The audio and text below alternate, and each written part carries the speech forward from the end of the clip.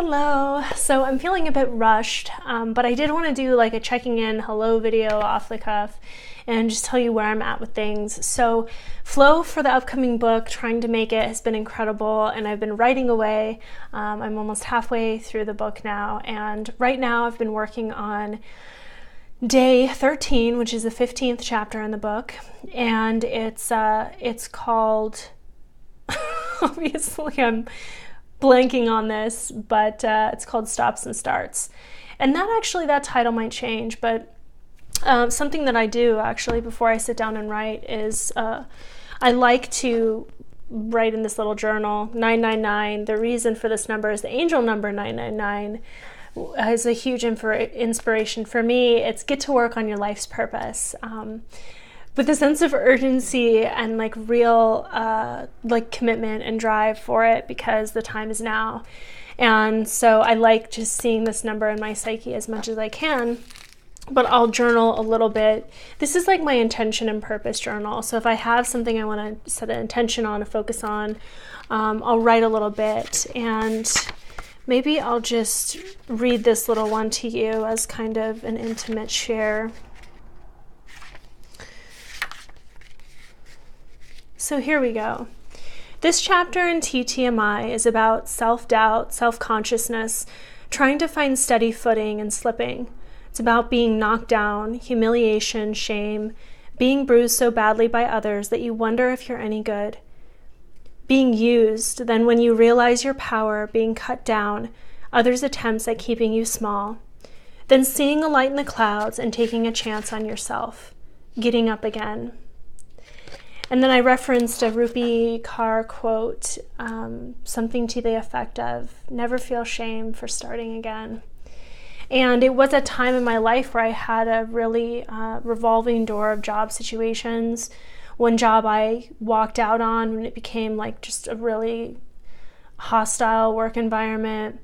Another one, like it was just one after the other of like all these really challenging situations that like pressed me to build up a confidence in myself and what I wanted to do.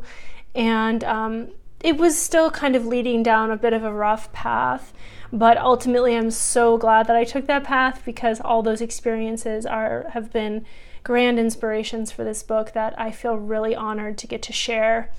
And it's all like flooding in a 2020 where I realized like, wow, these things were so important for me to go through. And it's just like I said, it's the greatest honor for me to get to share these in their rawest form and be really real and out there with them, because I feel like so many of us go through that when we are trying to make it in business, in just life, trying to find our way and really find our way.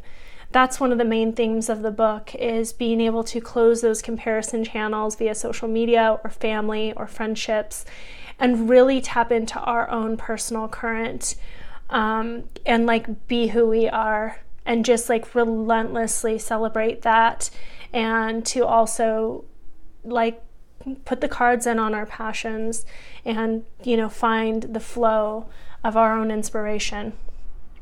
So it's been a really emotional chapter to write, and then I'm going to go through the entire first half of the book that I have so far and read over it, do some editing sweeps and stuff, and then continue on writing, because we'll be going all the way to 31 days, because that's how the book is structured. It's about last March, I took a step away from my business into my life for 31 days, stepped away from social media completely, cold turkeyed it. I turned it into 2 months, and I got the inspiration for trying to make it and really pursuing my dream as a writer.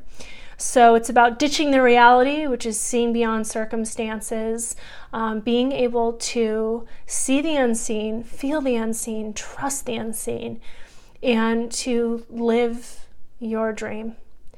And it's a fiction work, so sometimes like that line is very blurry because it is it's life inspired, based off my own experiences.